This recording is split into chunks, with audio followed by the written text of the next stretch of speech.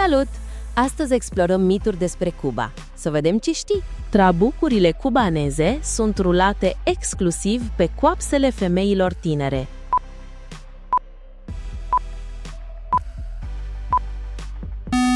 Este o legendă erotică.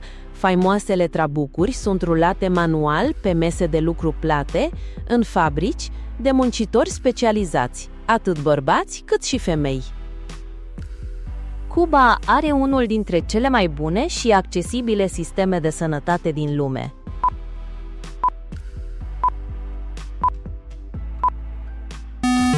Deși exportă medici, spitalele locale pentru cetățeni duc o lipsă cruntă de medicamente de bază, echipamente și chiar apă curentă. Coca-Cola este complet absentă din comerț în Cuba.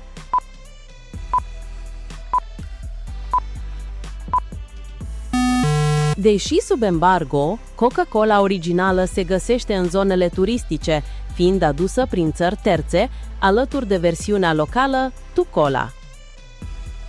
Majoritatea cubanezilor locuiesc gratuit în casele lor.